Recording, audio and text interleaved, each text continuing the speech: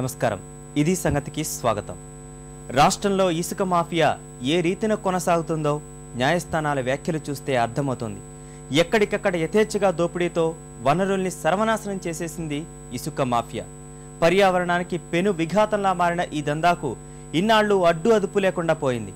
మన రాష్ట్రంలోనే కాదు, దేశవ్యాప్తంగా ఇసుక మాఫియా చెలరేగిపోతుందనడానికి న్యాయస్థానం వ్యాఖ్యలే నిదర్శనం. తాజాగా ఇసుక తవ్వకాలపై నిషేధం కొనసాగిస్తూ అత్యున్నత న్యాయస్థానం ఉత్తర్వులిచ్చింది. అసలింతకీ సుప్రీంకోర్టు ఇంకా ఏం చెప్పింది?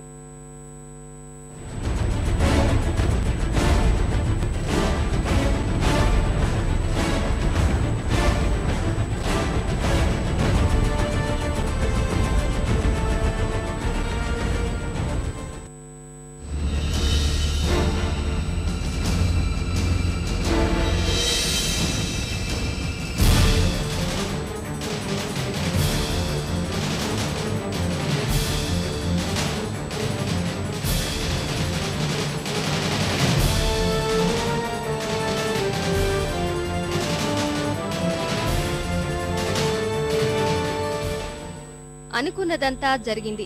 ఇసుక తవ్వకాలపై హైకోర్టు ఉత్తర్వులను కొనసాగించాలని దేశ అత్యున్నత న్యాయస్థానం ఉత్తర్వులు జారీ చేసింది.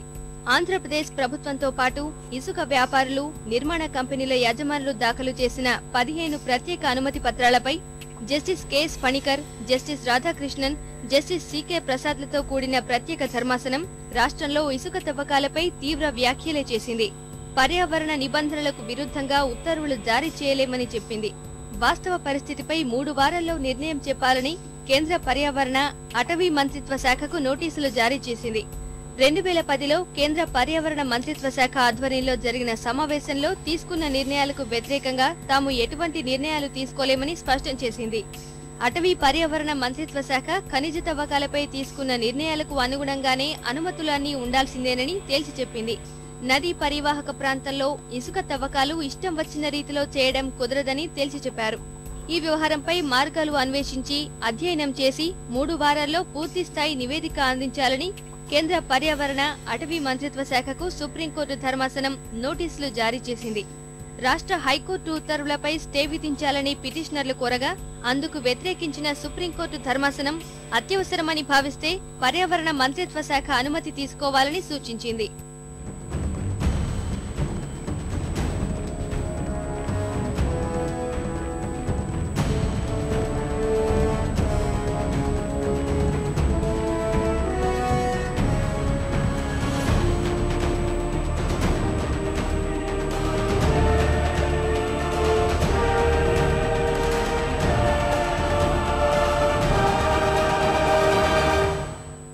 పరిమితులు లేవు, నిబంధనల ఊసే లేదు.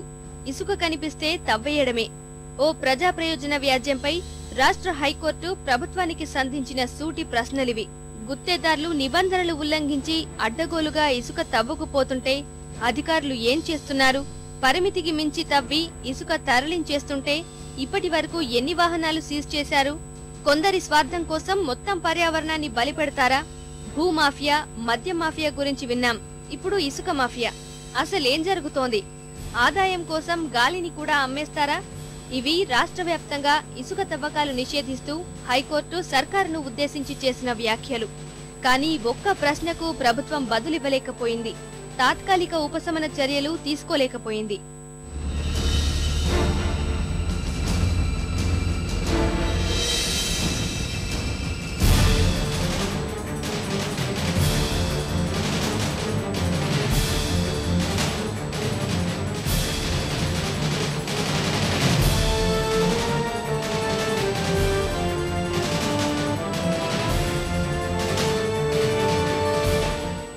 చూసి చూడనట్టుగా వ్యవహరించే యంత్రాంగం రాష్ట్రంలో ఇసుక మాఫియా ఆగడాలు మితిమీరడానికి పూర్తి కారణం.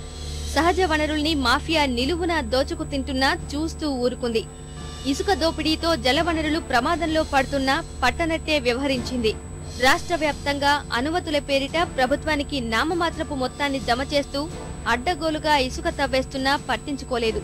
భారీ ముడుపులు, నజరానాల మత్తులో తనిఖీలు తూతు మంత్రంగా సాగడం వల్లే నేడు ఇలాంటి దౌర్భాగ్యపు పరిస్థితి దాపురించింది.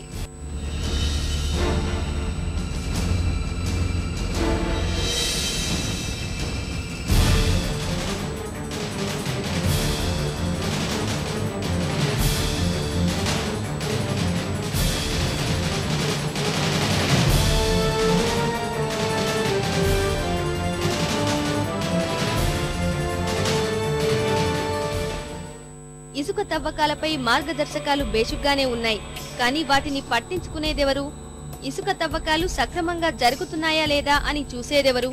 నిర్ధారించిన ప్రాంతంలో తవ్వకాలు 3 అడుగుల లోతు మించకూడదు, యంత్రాలను ఉపయోగించకూడదు, 1 క్యూబిక్ మీటర్కు 40 రూపాయల రాయల్టీ చెల్లించాలి. ఇసుక అక్రమంగా తరలిస్తున్న వాహనాలను బాల్టా చట్టం కింద సీజ్ చేయాలి. ఈ నిబంధనలన్నీ కాగితాలకే పరిమితమయ్యాయి. క్షేత్రస్థాయిలో ఒక్క అధికారి పట్టించుకుంటే ఒట్టు, ఎక్కడికక్కడ అడ్డగోలు వ్యవహారాలతో ఇసుక తరలుతూనే ఉంది. ఇసుక ర్యాంపుల్లో ఎక్కడ చూసినా పాతాళం లోతులో పెద్ద పెద్ద కయ్యలే కనిపిస్తున్నాయి. ప్రొక్లైన్లతోనే తవ్వకాలు సాగుతున్నాయి. రాష్ట్ర వ్యాప్తంగా ఇదే పరిస్థితి. ఇదంతా ప్రభుత్వానికి, అధికారులకు తెలిసే జరుగుతోంది. గోదావరి, కృష్ణ, తుంగభద్ర వంటి జీవనదులతో పాటు నాగావళి, చంపావతి, గోస్తని వంటి చిన్న నదుల పరివాహక ప్రాంతాల్లోనూ అడ్డు అదుపు లేకుండా ఇసుక తరలించేస్తున్నారు. నిబంధనలను అతిక్రమిస్తే క్రిమినల్ కేసులు నమోదు చేయొచ్చు. ఆ పని జరిగిన దాఖలాలు ఎక్కడా లేవు. అడుగడుగునా నిబంధనల ఉల్లంఘనలే. విజయవాడ, నెల్లూరు, ఏలూరు, రాజమండ్రి, గుంటూరు ప్రాంతాల్లో 5 నుంచి 10 మీటర్లు మించి లోతు తవ్వేస్తున్నారు. గుంటూరు, కృష్ణా జిల్లాల్లో మాఫియా ఆగడాలు మితిమీరాయి. కృష్ణా పరివాహక ప్రాంతాల్లో చాలా చోట్ల భూగర్భ జలాలు పడిపోవడానికి కారణం అతిగా ఇసుక తవ్వడమే. కృష్ణా పరివాహక ప్రాంతంలో బోరుబావులు ఎండిపోతున్నాయి. వంతెనలకు, చారిత్రక ఆనవాళ్లకు హాని కలిగే పరిస్థితి దాపురించింది. అయినా ఏనాడు అధికారులు గాని, సర్కారు గాని పట్టించుకున్న పాపాన పోలేదు.